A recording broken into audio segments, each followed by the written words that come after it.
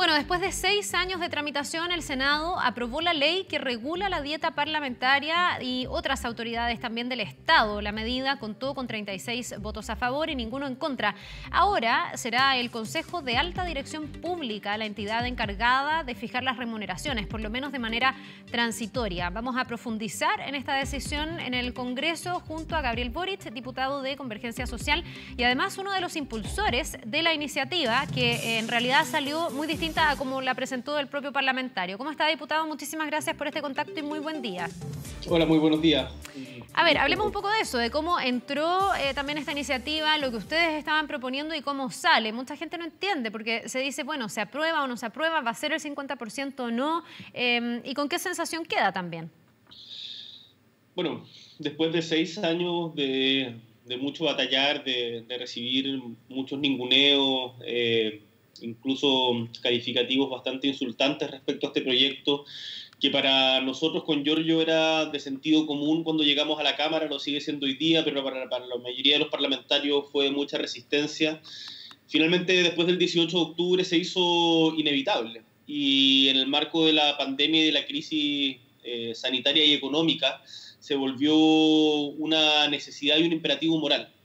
Por lo tanto, en primer lugar, lo primero que puedo señalar es que estoy contento de que finalmente haya salido.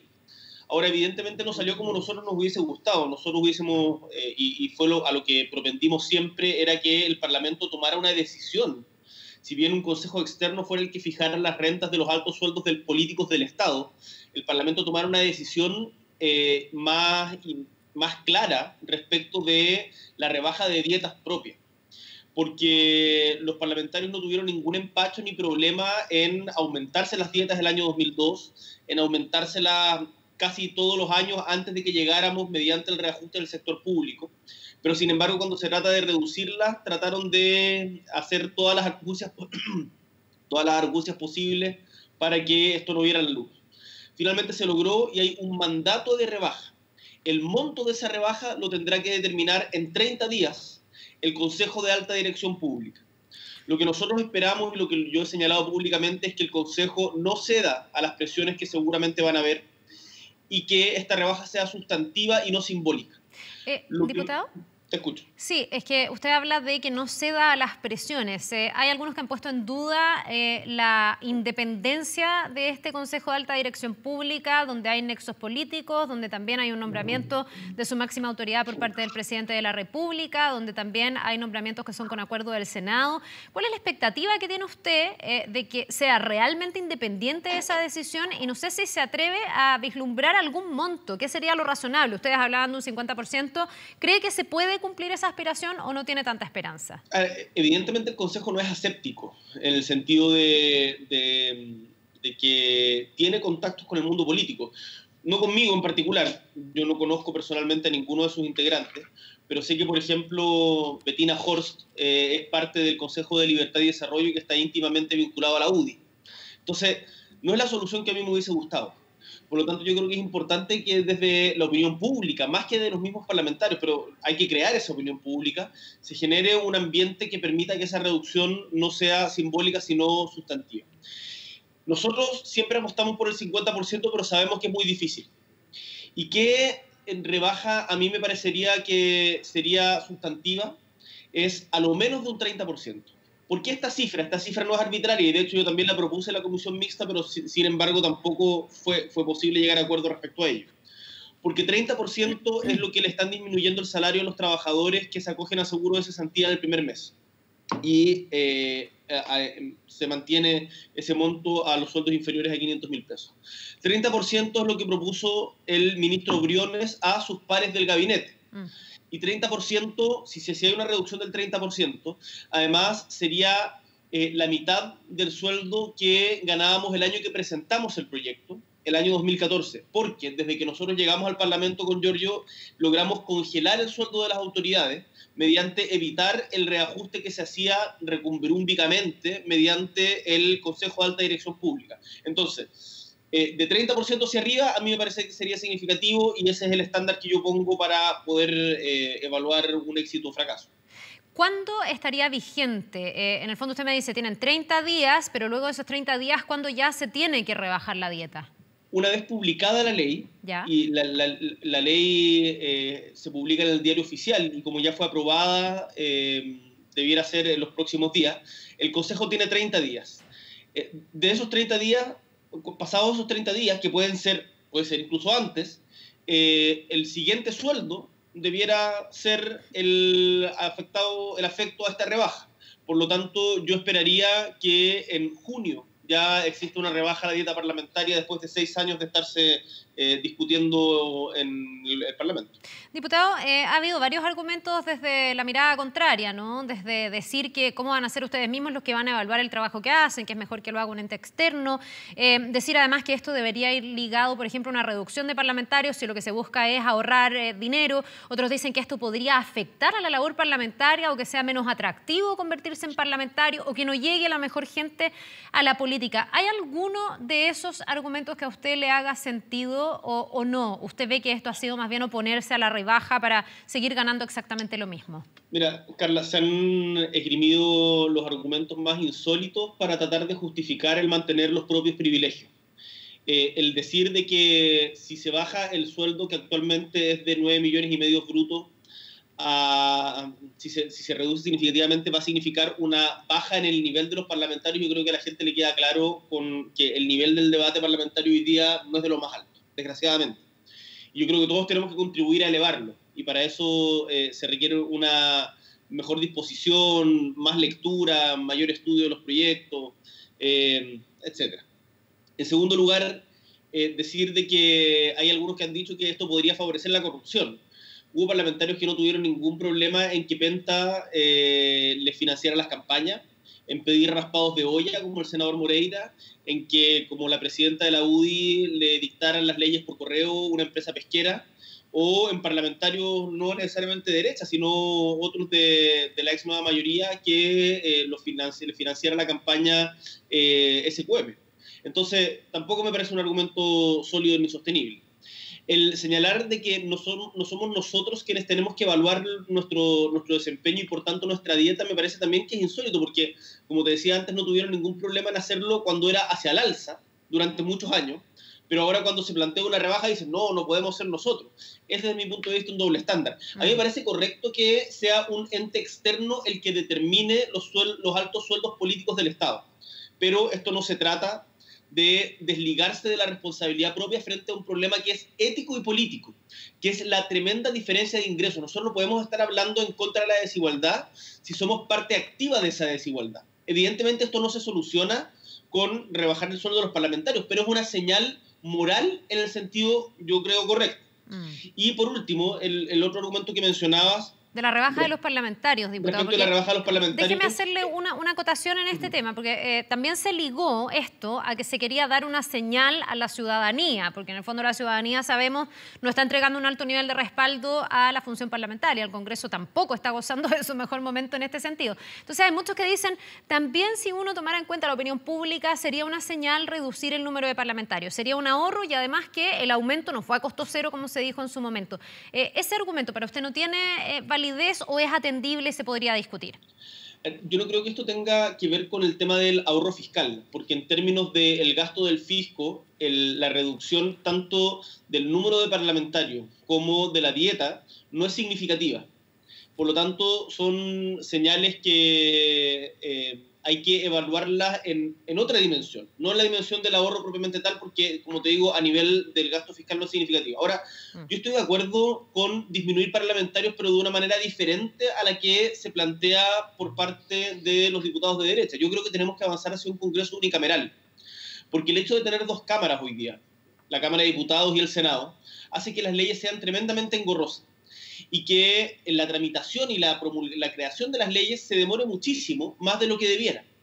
Y por lo tanto, si nosotros elimináramos una Cámara y tuviéramos un Parlamento reforzado en sus atribuciones, que le haga peso al presidencialismo que tenemos exacerbado hoy día, permitiría, desde mi punto de vista, mejorar la labor parlamentaria. Por ejemplo, la Ley de Garantías de la Niñez, que lleva 10 años discutiéndose en el Congreso, podría haber salido mucho antes. El límite de la reelección de los parlamentarios, que está desde el 2012 estancado en el Senado, podría haber salido mucho antes. Y lo mismo la dieta de los parlamentarios que está, como tú bien decías, hace 6 años. Entonces, lo que nosotros proponemos, pero creemos que esto es parte de la discusión constituyente que tenemos que dar, es un parlamento unicameral que disminuiría significativamente el número de los parlamentarios, pero además mejoraría y aceleraría el trámite de la ley. Ya, pero están abiertos a la discusión y ese podría ser también uno de los temas constitucionales una vez que se retome, por supuesto, esa discusión. ¿Qué pasa con la reelección de los parlamentarios, diputado? Esto era algo que se tenía que votar esta semana, entiendo, finalmente no se hizo. Ha habido también ahí varias fricciones e incluso tuiteos suyos que han molestado bastante a algunos parlamentarios diciendo que en realidad aquí usted más que querer que algunos, que acoten, digamos, los plazos parlamentarios, lo que usted tiene es un interés por ser senador por Magallanes y que entonces quiere que algunos se vayan para la casa. Eso se deslizó en la semana. ¿En qué quedó la votación y por qué cree usted importante ponerle un plazo máximo a la reelección de las autoridades? A ver, en primer lugar, las leyes no se hacen con nombre y apellido. Las leyes no son para favorecer o perjudicar a una persona en particular. Las leyes son principios generales que debieran estar orientados al bien común. ¿Cuál es el bien común perseguido en el poner un límite a la reelección de los parlamentarios? El fortalecimiento de la democracia. ¿Por qué? Porque cuando tenemos parlamentarios que están desde 1990 en el Parlamento, que llevan más de 20 años en el Parlamento, terminan, yo diría, achatando las ideas, generando redes de clientelismo en sus respectivos territorios y facilitando el caudillismo que no le hace bien a las instituciones democráticas.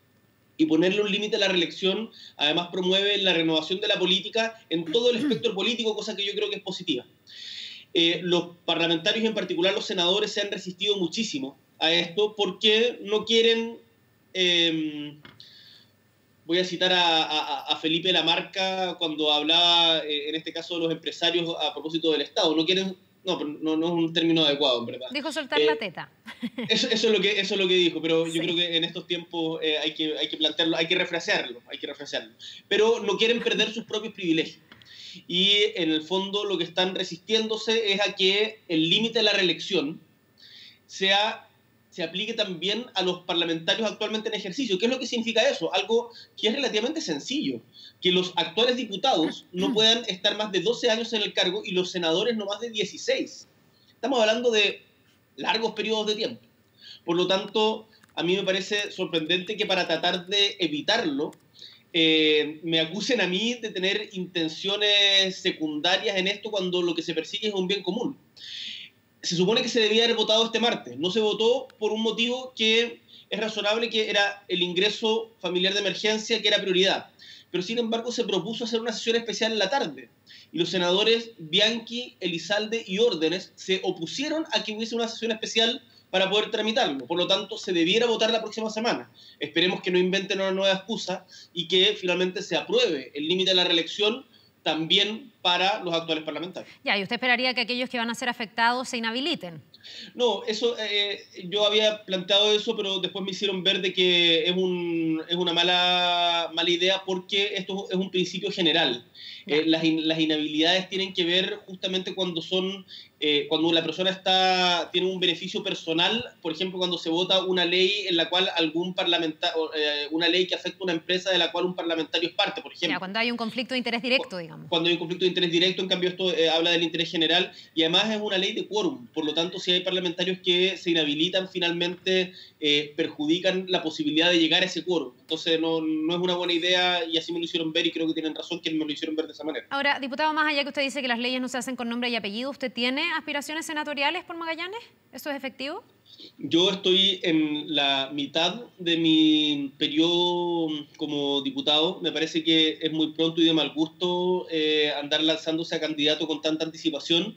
Lo único que yo puedo afirmar con seguridad es que como Frente Amplio nos hemos impuesto que el límite son 2 periodos por cargo. Y por lo tanto yo no voy a ir a la reelección como diputado. Ahora, si disputar eventualmente una senaturía o no, la verdad no es algo que esté decidido, no es algo que es una decisión que yo tome personalmente, sino que es una decisión colectiva. Yo creo que es muy importante el que estas discusiones se den colectivamente y pongo mis manos al fuego, digamos, o aseguro de que no hay ninguna decisión tomada respecto a esto y que mi motivación para impulsar el límite de la reelección no tiene nada que ver con un interés personal. Diputado, quiero preguntarle por lo que está viviendo Chile, por esta pandemia, por los llamados al diálogo, por las críticas hacia una oposición que algunos han visto como no tan colaborativa con lo que Chile está viviendo. De hecho, el presidente Piñera también está buscando algunas alternativas. Se habla de reuniones con expresidentes para llegar a una especie de pacto social, cuando también lo que pasó con el estallido social está en latencia. Hoy día estamos todos pendientes del coronavirus, pero la verdad es que no se ha resuelto ese problema que es muy de fondo y que podría a lo mejor volver a tomar fuerza cuando esto pase. No sabemos cuándo va a ser eso. ¿Usted hace una autocrítica, un mea culpa? ¿Cree que ustedes desde la oposición pueden contribuir, colaborar más para que, no sé, se lleguen a consensos mínimos que permitan, por un lado, superar esta pandemia de mejor manera y por otro lado, que no se vaya a desatar un conflicto, un estallido como el que tuvimos o con el tipo de manifestaciones que tuvimos la vez anterior desde octubre? Carla, en primer lugar, yo parto por casa respecto a la autocrítica. Yo creo que todos quienes estamos en política, hoy día en política profesional, hemos contribuido a crear un ambiente de acusaciones cruzadas en donde la ciudadanía termina viéndonos a todos llenos de barro.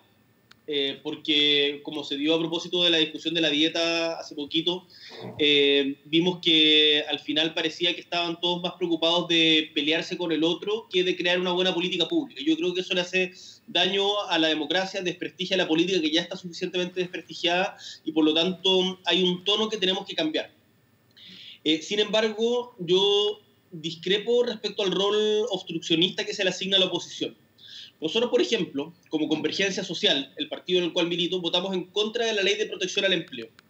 Por varios motivos, pero uno de ellos era que se disminuía la obligación de cotización por parte del empleador de un 50%, y además en el marco de la Ley FOGAPE dijimos de que era inaceptable que empresas que se acogían a beneficios del Estado retiraran utilidades. Hoy día yo amplío eso y digo, cualquier empresa que tiene utilidades, que las utilidades son las ganancias por sobre los costos, es inaceptable que no paguen el sueldo íntegro a los trabajadores.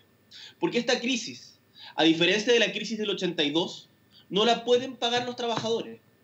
Y eso es el rol que tiene que cumplir la oposición. Y por eso, por ejemplo, hemos tenido una postura tan crítica y de unidad en la mayoría de la oposición, desde el Frente Amplio por lo menos, y en la mayoría de la oposición respecto al ingreso familiar de emergencia. Con 65.000 pesos mensuales decrecientes, además, no se vive. Y la cuarentena, hoy día decretada para todo Santiago y otras regiones del país, no puede ser un privilegio para algunos. Entonces, lo que nosotros le hemos dicho al Estado, con argumentos técnicos, económicos sólidos, es que hoy día tenemos una mayor capacidad de gasto para poder inyectar liquidez a la familia, lo ha señalado así también instituciones como la CEPAL, por ejemplo, y que por lo tanto es necesario hacer un esfuerzo mayor. Y ahí yo creo que la oposición no puede transformarse en una suerte de decirle que sí a cualquier cosa del Ejecutivo por la unidad. Tenemos que plantear alternativas con propuestas sobre la mesa. Y eso es lo que hemos hecho. Yo estoy subiendo permanentemente cuáles son las propuestas que hemos planteado como oposición. Porque si no pasa lo que pasó con la Ley de Protección al Empleo, en donde finalmente nos dimos cuenta, o sea, nosotros lo advertimos antes, pero la gente se dio cuenta de que esto beneficiaba a los grandes empresarios. O lo que está pasando con la Ley del FOGAPE, en donde el crédito con tasa de interés real cero no le está llegando a las medianas y pequeñas empresas. Entonces, porque los bancos ponen el requisito de evaluación de riesgo y por lo tanto se genera un problema tremendamente grave. Entonces, la oposición tiene un rol que cumplir. Ahora, para terminar el punto, yo estoy dispuesto a el diálogo en función de mejorar las condiciones de vida del pueblo de Chile, sin lugar a dudas, sin restricciones. Pero eso tiene que ser con una contraparte en donde el gobierno, tal como ha señalado la presidenta del Colegio Médico, en el marco de la crisis sanitaria, escuche más. Yo lo señalo desde el punto de vista político, económico y social. El gobierno tiene que escuchar más y hacer un esfuerzo para también que el diálogo sea recíproco. Bien, pues diputado Gabriel Boric, muchas gracias por haber conversado con nosotros a esta hora de la mañana. Que tenga un buen día. Muchas gracias a ti, Carla, por la pega que hacen informando. Un abrazo a todos los del estudio. Gracias, que esté bien, nos vemos. Vamos a una pausa y ya estamos de regreso.